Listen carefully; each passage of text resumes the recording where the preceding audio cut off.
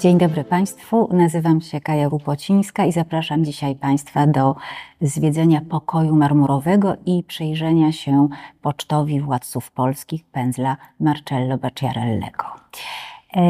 To kolejny wykład z serii Kody i symbole ukryte w kolekcji zamkowej i witam Państwa z pokoju marmurowego usytuowanego w północno-wschodnim narożniku pięcioboku zamkowego od strony Dziedzińca Wielkiego.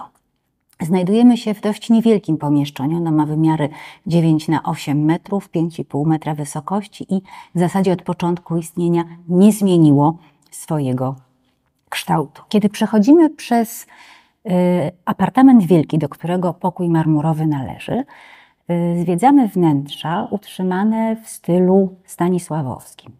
Kiedy przechodzimy przez pomieszczenia należące do apartamentu wielkiego, między innymi salę rycerską czy salę wielką, jesteśmy we wnętrzach utrzymanych w stylu stanisławowskim. I potem trafiamy do tej małej sali, która jest zupełnie stylistycznie odmienna. I żeby zrozumieć, skąd taki kontrast między pokojem marmurowym a resztą pomieszczeń zamkowych, musimy cofnąć się do czasów Władysława IV Wazy. Ponieważ to za jego panowania zaprojektowano i wyposażono pokój marmurowy i do tej pory jest to najstarsze wnętrze w apartamencie wielkim. Powstało ono według projektu Giovanniego Battisty Ghisleniego w pierwszej połowie XVII wieku. I przy okazji kolejnych przekształceń prawie wcale nie uległo zmianom. Kim był Giovanni Battista Ghisleni? Rzymianinem, który przyjechał do Polski w związku ze zbliżającymi się zaślubinami Władysława IV z Cecylią Renatą. Był architektem, muzykiem, scenografem, człowiekiem wielkiej kultury i wielkiej wiedzy, którą w bardzo piękny sposób spożytkował na dworze władysławowskim. On zaprojektował układ pomieszczeń w apartamentu wielkiego i tutaj pokazuję Państwu też późniejszy plan, na którym to pierwsze małe pomieszczenie przy klatce schodowej, jak widzimy, nie zmienia kształtu. Pierwszy opis pokoju marmurowego, najstarszy zachowany, znajdziemy w gościńcu albo opisaniu Warszawy, czyli czymś na kształt pierwszego przewodnika po mieście, pióra Adama Jarzębskiego. I temu wnętrzu poświęcił Jarzębski następujący fragment. W jednym jest ściana sadzona, jak zwierciadło wygładzona, od marmurów rozmaitych, różnej farby, wyśmienitych, przy niej komin jak fontana, z metalu kształtny pana. Malowanie, co się działo w Moskwie, gdzie indziej widziało. I turecką wojnę znajdziesz, wiele rzeczy tam wynajdziesz. Konterfekty, historyje, wielkie, sławne Wiktoryje. Niedawno za Władysława IV została sława. Ten uspokoił Turczyna i zwojował Moskwicina. Prusy ukoił przez pakta, które wpisane ad acta z nieśmiertelną sławą swoją, niechaj się go hardzi boją. W tym opisie ujęto 3 najważniejsze elementy wystroju. Wielobarwną okładzinę marmurową z marmuru chęcińskiego i dębnickiego, portrety władców oraz niezachowany cykl obrazów o tematyce historycznej. Tutaj pokazuję Państwu szkicownik Ghisleniego, tak zwany szkicownik drezdeński, w którym znajdują się rysunki, szkice, projekty różnych fragmentów wystroju pokoju marmurowego, więc ściany wschodniej, drzwi oraz drzwi i kominka. I nakładam na nie w tej chwili współczesne fotografie, które wskazują, że te elementy, które w tej chwili mamy na zamku, są elementami autentycznymi. W postaci nadanej przez Ghisleniego i Władysława IV pokój przetrwał lat 14 do potopu szwedzkiego. Z grabieży szwedzkiej udało się uchować marmurowe okładziny i poczet królów polskich. Zaginęły obrazy o tematyce historycznej. Trochę nie wiadomo, czy wtedy, czy później. Z tekstu Jarzębowskiego wynika, że mogły one przedstawiać bitwę pod Chocimiem, odnowienie traktatu z Turcją, scenę z wojny moskiewskiej, być może była to elekcja na Kremlu, hołd pruski oraz kampanię smoleńską, czyli te najważniejsze militarne sukcesy Władysława IV. Do wykonania serii portretów władców polskich, czyli pierwszego pocztu, zaproszono Petera Dankersa. To był malarz dość znany. Przyjechał do Polski z Holandii i nad Wisłą spędził ćwierć wieku. Malował dworzan, rodzinę królewską, albowiem został malarzem nadwornym, a także szlachtę i patrycjat miejski. Wiemy, że ad vivum mógł malować wyłącznie portrety Władysława IV, Cecylii Renaty i królewicza Zygmunta Kazimierza. Wróćmy teraz do szkicownika Gizleniego.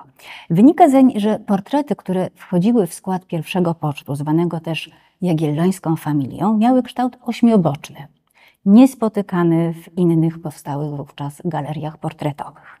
I kształt ich nasuwa zupełnie automatyczne skojarzenie z portretami trumiennymi, które pełniły w polskiej kulturze szlacheckiej funkcję obrzędową związaną z ceremoniami pogrzebowymi, a po pogrzebach były zdejmowane z trumny, oprawiane w bogate ramy i wieszane albo na ścianie kościoła, albo umieszczane w marmurowych epitafiach.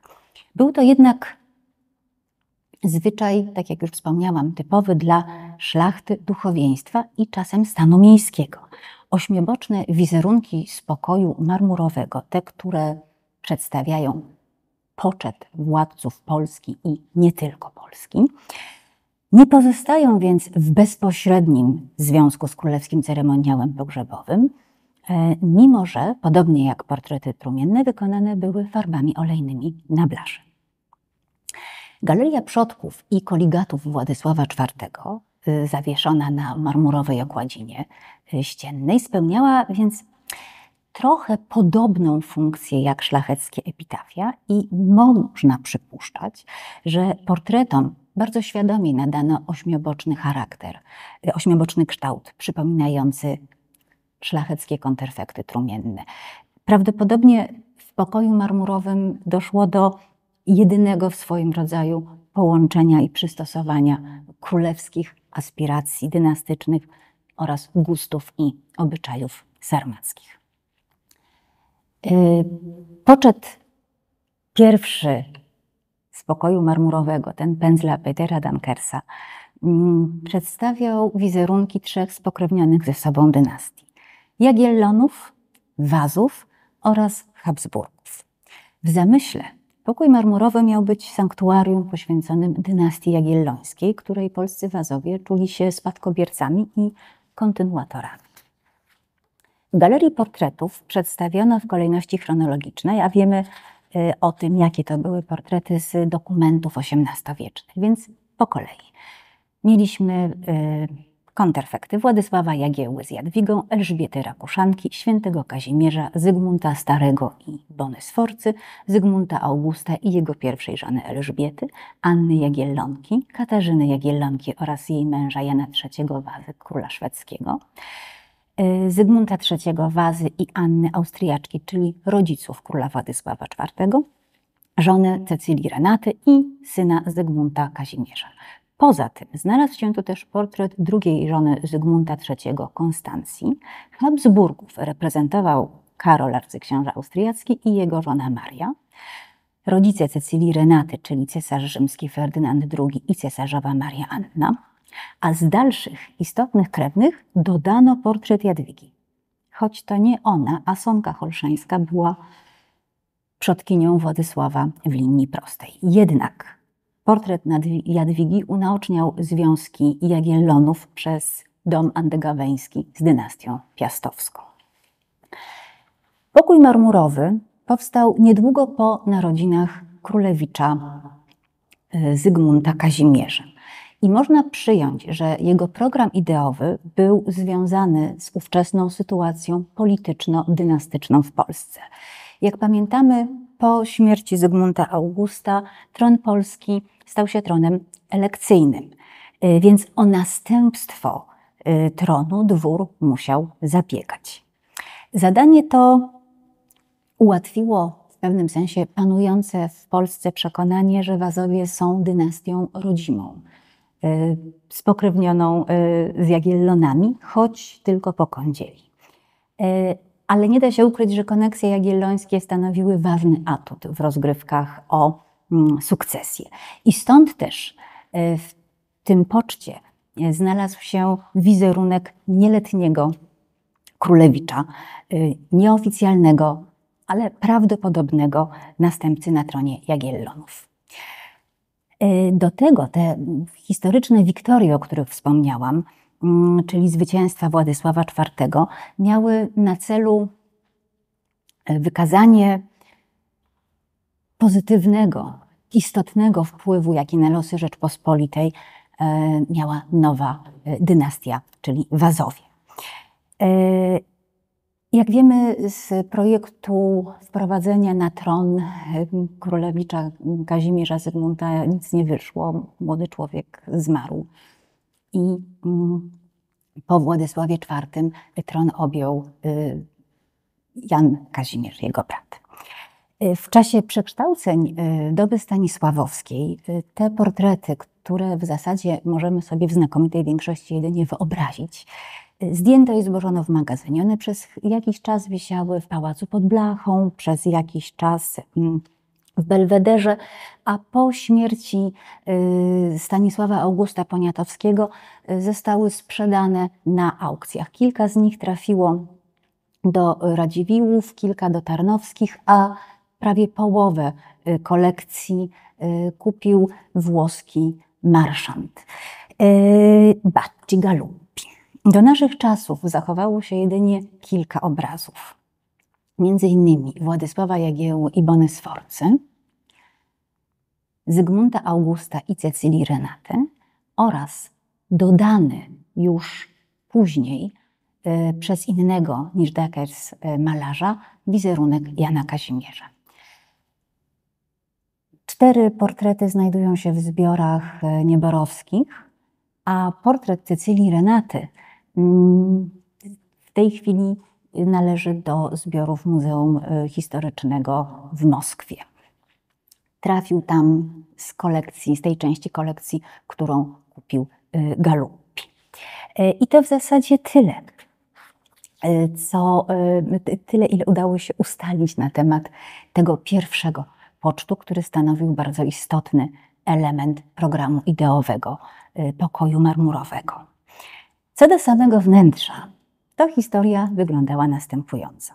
W czasie lustracji z końca XVII wieku wykonano taki opis. Posadzka marmurowa, sufit cały, ramy pozłacane, ściany wszystkie marmurowe ze sztukami sztukatorskimi pozłacanymi, wcale jak przedtem było.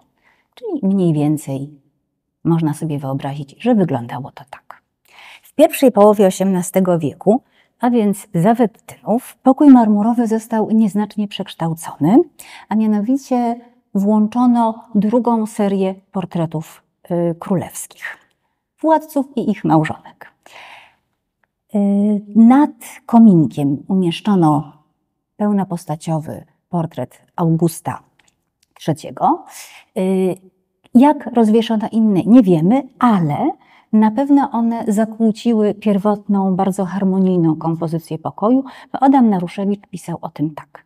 Następujący królowie, lubo nie wszyscy przydali swoje portrety, ale te nie były podług miary dawniejszych i bez porządku je ułożono. Cały nadto pokój ten staroświeckim sposobem sporządzony, ciemny, zapylony, wiele z ozdoby swojej przez niedozór utracił. A w lustracji z 1769 roku, czyli tej poprzedzającej przebudowę przez Jakuba Fontanę, czytamy, że pokój marmurowy cały zrujnowany. Po długim okresie zaniedbania wnętrze zostało poddane renowacji, za którą odpowiedzialny był królewski architekt Jakub Fontana. Zachował on zasadnicze elementy dekoracyjne sali, ale uzupełnił wystrój o 22 portrety polskich władców pędzla Bacciarellego, plafon będący efektem współpracy Marcello Bacciarellego i Jana Bogumiła Plersza oraz kartusz herbowy z figurami Sprawiedliwości i Pokoju Dłuta Admirale Brena umieszczony nad lustrem. Posadzkę wymieniono na nową, ułożoną z czarnych i białych płyt z marmuru paryskiego. Z analiz ksiąg rachunkowych, czyli ekspensów, wynika, że dolne partie okładziny marmurowej, tej władysławowskiej, poddano jedynie zabiegom konserwatorskim. Ściany wszystkie dolne aż do chałup gzymsu wyporządzone i na nowo przestawione. Płacono też sztukatorowi Merkowi za przepolerowanie wszystkich marmoryzacji w pokoju marmurowym, która przez wilgoć kolor była straciła, a kamieniarzowi Lincerowi za wypolerowanie w tymże pokoju wszystkich marmurów i wszystkich szpar rajnkitem wykitowanie. Usunięto pierwotny gzyms kordonowy, nowy położono nieco niżej, wszystkim pilastrom wymieniono kapitele, a w górnej części 4 ścian ponad gzymsem kordonowym dano nowe marmury i nową dekorację sztukatorską. Autorstwa Fontany są też wnęki okienne, kominek oraz obramienie portretu Stanisława Augusta. Wygląd pokoju marmurowego z czasów stanisławowskich, odtworzony w czasie restytucji zamku, znamy z niezwykle interesujących, przechowywanych w gabinecie Rycin Bouwu, szkiców inwentaryzacyjnych wykonanych w 1784 roku przez Jana Krystiana Kamzecera. I wynika z nich, że dekoracja dolnej, czyli tej poniżej gzymsu, partii ściany zachodniej, którą Państwu pokazuję, północnej oraz w znacznym stopniu wschodniej, ościeży okien oraz obramienia czworga drzwi stanowią pozostałość wyposażenia władysławowskiego pokoju marmurowego. I tu jeszcze chciałam przywołać fragment ze szkicownika drezdeńskiego na dowód, że nadal obcujemy z tymi samymi wnętrzami. Największym zmianom uległa ściana południowa. Pierwotnie znajdowała się tu jedna para drzwi, one zostały zamurowane. W tym miejscu jest teraz lustro. Mamy 2 pary drzwi, w tym jedne pozorne. I 4 takie wąskie płóciny inkrustowane czarnym marmurem i 2 pilastry ujmujące lustro pochodzą z tego dawnego, oryginalnego urządzenia pokoju. Po zakończeniu prac pokój marmurowy stał się drugą paradną antykamerą w ramach apartamentu wielkiego, poza przedpokojem wielkiej sali kolumnowej i salą rycerską, a więc pomieszczeniem o bardzo wysokiej randze państwowej. Projekt ideowy, który tu zrealizowano, wpisywał się w tradycję znaną na innych dworach europejskich, ale warto było odnotować fakt renowacji pokoju i ten fakt uświetniła i upamiętniła oda Adama Naruszewicza na pokój marmurowy portretami królów polskich z rozkazu jego królewskiej mości Stanisława Augusta, nowo przeozdobiony. Pozwolą Państwo, że zacytuję fragment tej bardzo długiej ody. Świetny przybytku ziemskich bogów, gdzie przed laty wielowładne jaśniały królów majestaty. Dziś miasto pierwszej chluby, błahe nosząc cienie, nieme tylko zawierasz farby, a kamienie. Acz i te już zawisny, lecąc skrzydłem płochem, czas grubym niepamięci chciał zasypać prochem, by nie następca wdzięczny i tronu, i sławy podał ich znowu światu i twarze, i sprawy. Już oto pod misternym i pędzlem i dłotem nowym się martwe zwłoki wskrzeszają żywotem. Każdy w swej dobie stoi, a kędy wzrok padnie, łatwo oko Kto to był? Myśl, co zrobił, zgadnie. I teraz chciałabym, żebyśmy przeszli do nowego fryzu portretowego, który umieszczono w górnym pasie ściennym, a w tym fryzie, jak już wspomniałam, portrety władców polskich. Na ścianie wschodniej mamy 7, po 6 na południowej i północnej, a 3 na zachodniej. I one są przedstawione w ramach prostokątnych i owalnych. 5 portretów królewskich wyodrębniono kartuszowym tłem z lwich skór wykonanym ze stiuku. A serię uzupełniał jako akcent centralny nad kominkiem ściany północnej wielki portret Stanisława Augusta Poniatowskiego w stroju koronacyjnym, namalowany również przez Bacciarellego około roku 1770 i był to obraz uważany za zamykający poczet 23 wizerunek władcy. Jak przedstawia się program ideowy i treściowy pokoju marmurowego? Stanisław August Poniatowski przypisał mu funkcję przybytku ziemskich bogów, co w przypadku monarchii elekcyjnej może budzić niejakie zdumienie. Jednak władcy, nawet elekcyjni, w głęboko symbolicznych obrzędach ceremonialnych występowali jako pomazańcy Boży, więc i przestrzeń, w której odbywały się oficjalne akty państwowe, w rezydencji monarszej, traktowana była jako miejsce nasycone treścią sakralną. Stanisław August bardzo świadomie nawiązał do idei wnętrza wazowskiego, czyli w zasadzie honorowego monumentu wzniesionego ku czci dynastii jagiellońskiej i wazowskiej. A inskrypcja nad portretem Stanisława Augusta, Regum Memoriae Dicavit, czyli Królów Pamięci dedykuję, stanowi wyraźny przekaz, że pokój to swoisty rodzaj cenotafu, czyli grobu próżnego. Ten charakter podkreśla kolorystyka okładzin, a także ramy rzeźbione w gałązki owocującego lauru z rzeźbionymi kokardami na szczytach, w które oprawiono poszczególne portrety. I te ramy przypominają żałobne wieńce, co wzmaga epitafijny charakter konterfektów pędzla Bacciarellego. Wszystkie wizerunki wykonano jako popiersia, przy czym przeważa zwrot postaci 3/4 w lewo lub w prawo. Okres do 1300 roku został zaznaczony symbolicznie portretem Bolesława Chrobrego, a w kartuszach znajdują się wypisane imiona władców przed nim i po nim, a od Wacława II Czeskiego władcy zostali pokazani zgodnie z chronologią panowania, z pominięciem jedynie Stanisława Leszczyńskiego. Więc mamy Władysława II Czeskiego, Władysława Łokietka i potem rytm ekspozycji, i to jest dość istotne, kiedy się ten pokój zwiedza, został wyznaczony zasadą wyróżnienia władców, szczególnie bliskich Stanisławowi Augustowi, i są oni wyróżnieni poczesnymi miejscami nad otworami drzwiowymi. Portret każdego z tych władców jest wbudowany w stiukową lwią skórę z głową lwa formowaną na kształt hełmu. To jest oczywiście nawiązanie do podstawowego atrybutu Herkulesa i te stiukowe lwie skóry symbolizowały uniwersalne cnoty królewskie.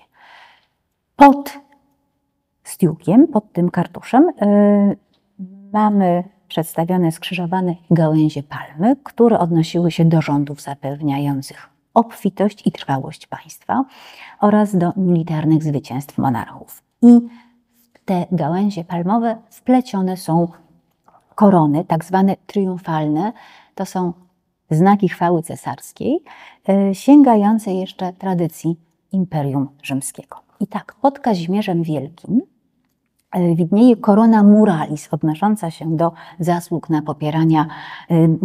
na polu popierania lokacji nowych miast, a kształtem ta korona przypomina mury z 3 basztami i tradycyjnie takie wyróżnienie otrzymywał rzymski żołnierz, który jako pierwszy wdarł się na mury obronne wroga. Tutaj korona muralis, jeszcze raz. Potem od Kazimierza przechodzimy przez Ludwika Węgierskiego i Jadwigę Andegaweńską do Władysława Jagiełły, którego podobizna znowu jest ujęta w kartuszu. Pod nią Corona Triumphalis Laura, czyli uczczenie zwycięstwa pod Grunwaldem, a na tarczy widzimy herb litewskiej pogoni. Po czym następuje Władysław Warneńczyk i kolejny zestaw, czyli Kazimierz Jagiellończyk, Jan Olbracht i Aleksander Jagiellończyk. A pod Zygmuntem, czy też wokół portretu Zygmunta Starego, jedyna skóra z tylnymi łapami i ogonem, największa, a wśród gałęzi palmowych Corona Navalis, czyli symbol walki o pozycję Polski nad Bałtykiem. W tej koronie widzimy dzioby okrętów. To było wyróżnienie przyznawane żołnierzowi rzymskiemu, który jako pierwszy zdobył okręt wroga. Następnie Zygmunt August, Henryk Walezy, Stefan Batory, Zygmunt III Waza, Władysław IV i pod kartuszem Corona Civica dla podkreślenia zawartego z Turcją pokoju chocimskiego. Po czym Jan Kazimierz, Michał Korybut i Jan III Sobieski. Pod nim Corona Vallaris za zwycięstwo pod Wiedniem, ozdobiona palisadami, i to było wyróżnienie przyznawane pierwszemu żołnierzowi, który wdarł się na wały obozu wroga.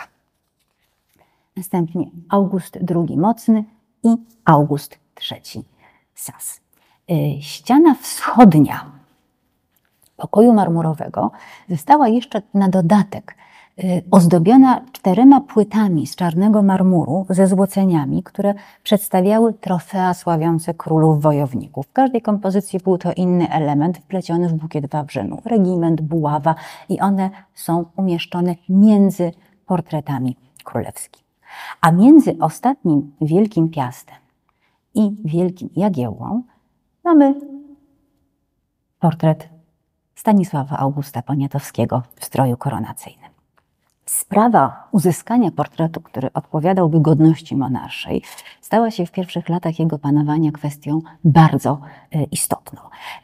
Bacciarelli pracował nad takim portretem od mniej więcej 1768 roku i jest to najbardziej reprezentacyjny ze wszystkich konterfektów Stanisława Augusta, przedstawiający go en pied, naturalnej wielkości, w stroju koronacyjnym, czyli srebrzysto-złotym atłasowym kaftanie i spodniach oraz królewskim płaszczu. Artysta nawiązuje w ten sposób do wypracowanego przez Hyacintha Rigaud typu królewskich portrait d'apparat, czyli takich prezentujących panującego w dokładnie odtworzonych szatach koronacyjnych, z insygniami władzy, z obowiązkowym, monumentalnym tłem, z fotelem tronowym, kolumną i kotarą.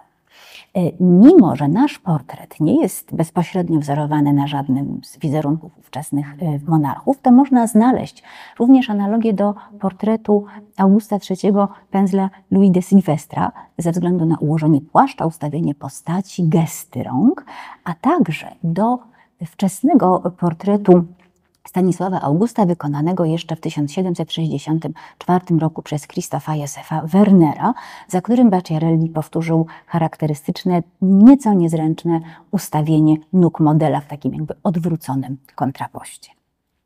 Poza Nowym Pocztem i portretem Stanisława Augusta, kolejnym elementem programu ideowego pokoju jest, proszę Państwa, plafon. Kompozycja iluzjonistyczna, w której poza malowidłem w części centralnej znajdziemy panoplia z elementów starożytnych zbroi, putta, sztandary, orły cesarskie oraz muszle kojarzone ze złotym wiekiem rządów królewskich.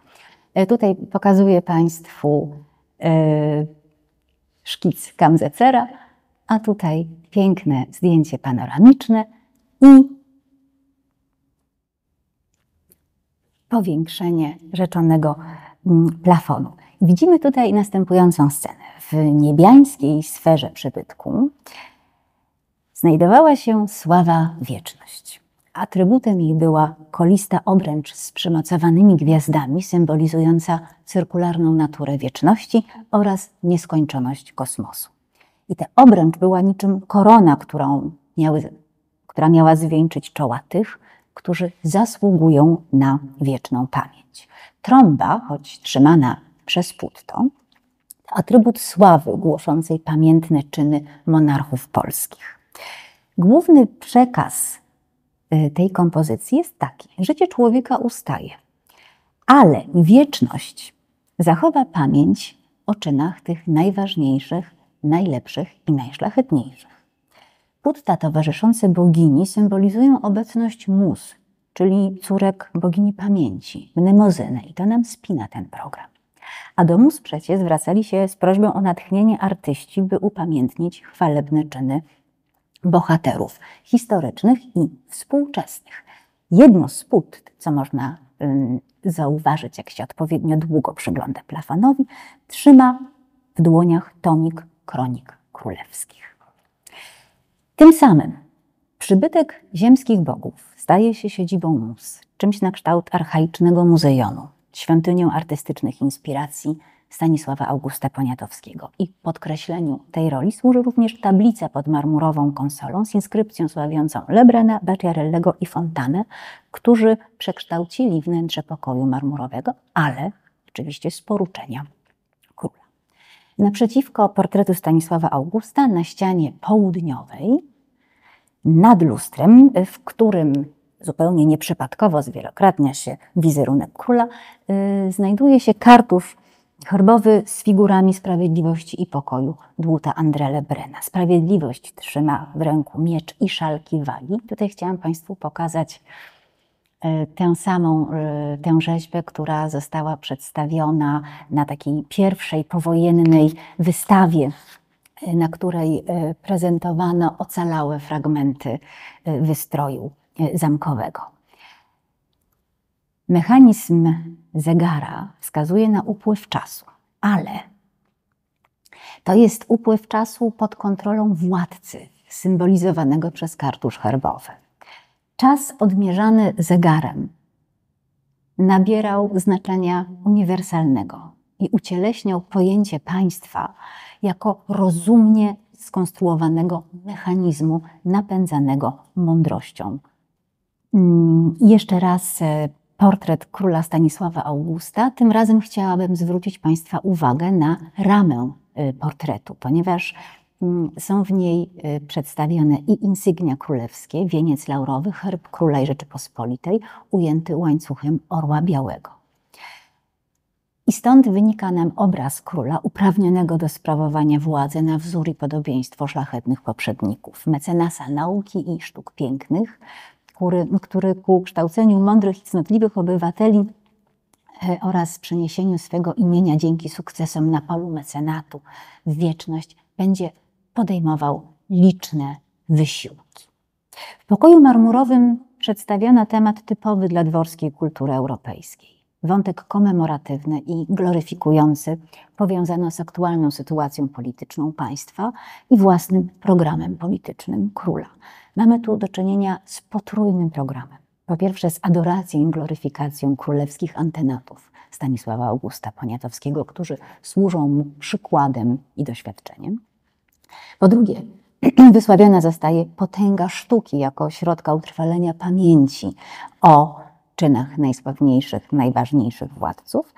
I trzecim elementem jest gloryfikacja samego Stanisława Augusta Poniatowskiego, wpisanie jego wizerunku dosłownie i w przenośni w doświadczenie historyczne i boską opatrzność, które pozwolą mu uniknąć tych wszystkich błędów, które doprowadziły kraj do słabości wewnętrznej i zewnętrznej.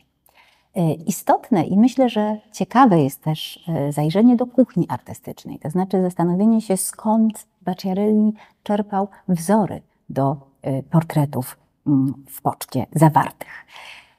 Ponieważ szczupłość miejsca wszystkich zgoła królów i książąt pomieścić nie dozwoliła, dokonano wyboru władców.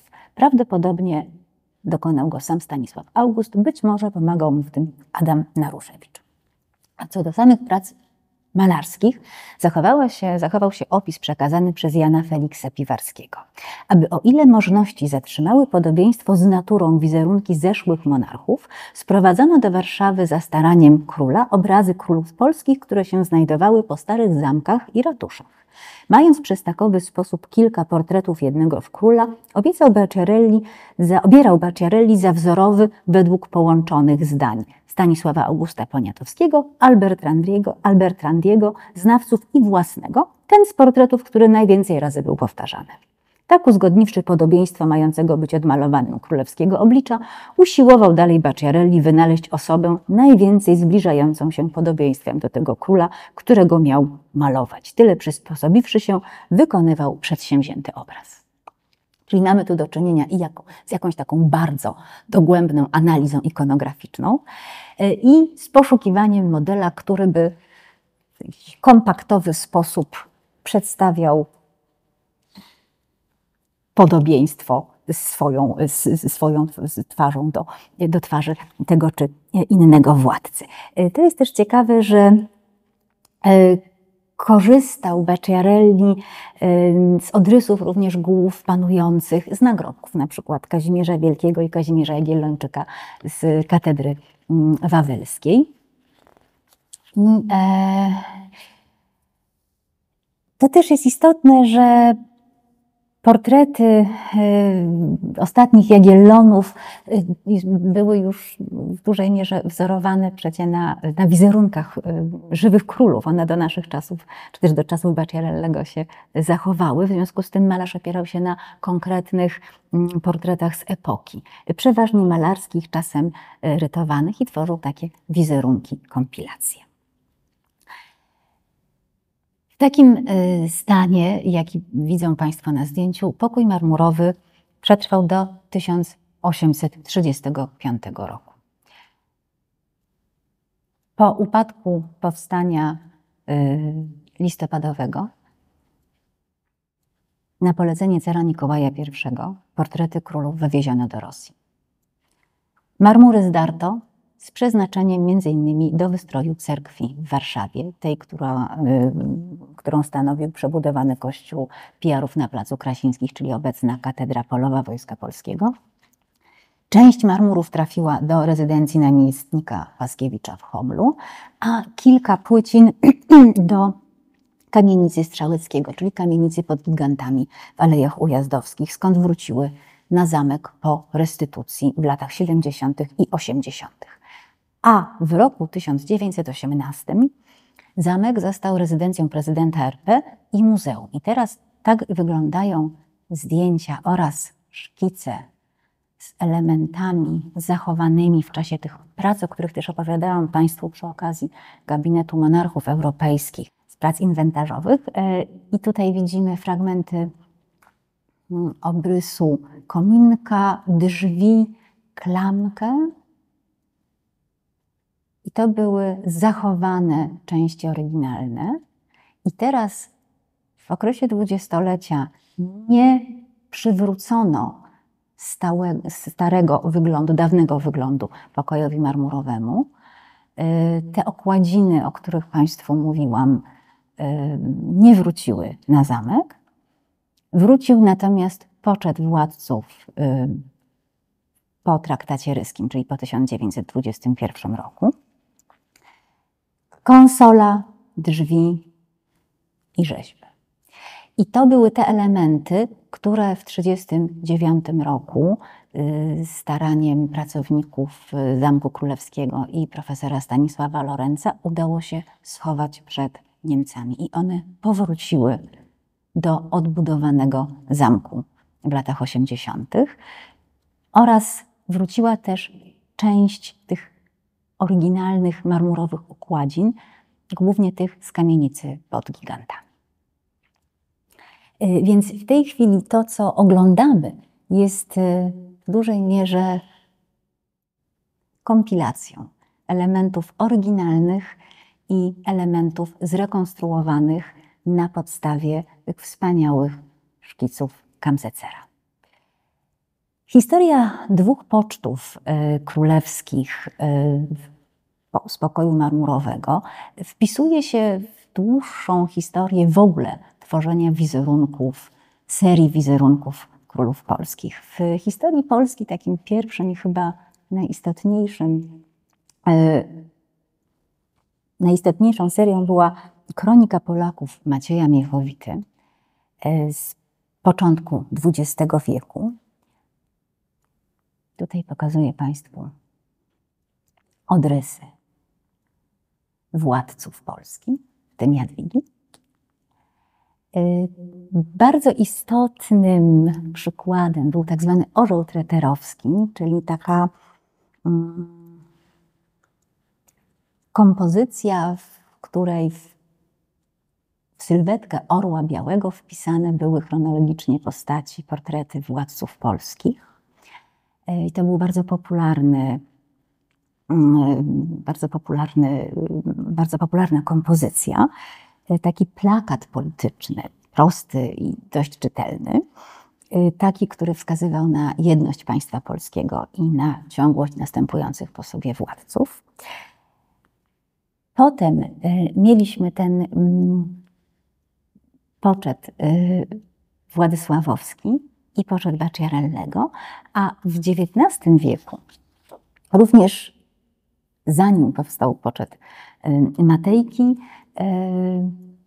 powstały dwa cykle Antoniego Lessera, wydane w formie takiego litografowanego albumu, i Ksawerego Pilattiego, wizerunki książąt i królów polskich z 39 rycinami, które stanowiły dopełnienie do wydawnictwa autorstwa Józefa Ignacego Kraszewskiego.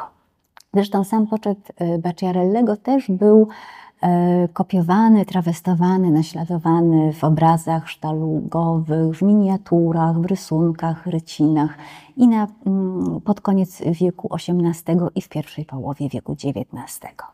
I oczywiście potem przyszedł poczet królów Jana Matejki, który pierwotnie był przecie cyklem rysunków, a w wersji barwnej powstał dopiero po śmierci mistrza.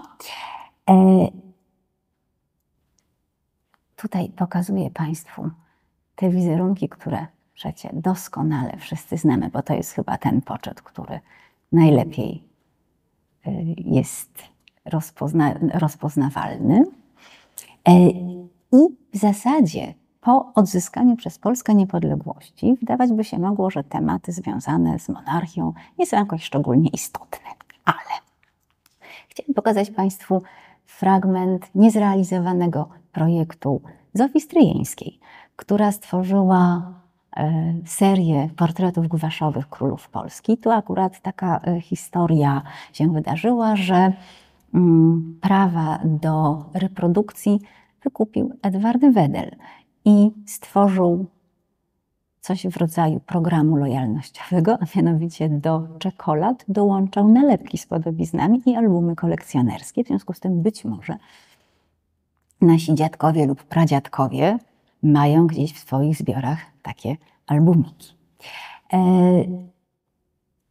Poczet królów polskich po II wojnie światowej to było w zasadzie oksymoron, ale pod koniec XX wieku jeden wykonał Wojciech Fangor. On znajduje się w kolekcji prywatnej w Santa Fe i znalazłam tylko taką reprodukcję. Tutaj chciałam pokazać Państwu takie dość ekspresyjne, syntetyczne portrety. I ostatnim, który namalował też pod koniec XX wieku, w zasadzie 120 lat po Matejce, to poczet pędzla Waldemara Świeżego. Matejko, z którym ten poczet jakoś wszedł w dyskusję, malował ku pokrzepieniu serc, a profesor Świeży chciał wykonać poczet taki psychologiczny, taki, w którym przedstawieni władcy ukazani byliby nie tylko jako królowie, ale przede wszystkim jako ludzie z różnymi odsłonami charakteru, mniej bądź bardziej bohaterskimi. I namalowanie tego pocztu zajęło 7 lat. I w 2015 roku, już po śmierci Świeżego, na Zamku Królewskim w Warszawie odbył się wernisaż wystawy, w ramach której przedstawiono ten nowy poczet władców Polski skontrastowany z pocztem Jana Matejki, a my zawsze możemy przyjść do pokoju marmurowego, żeby obejrzeć poczet Marcella Bacciarellego. Bardzo dziękuję za uwagę.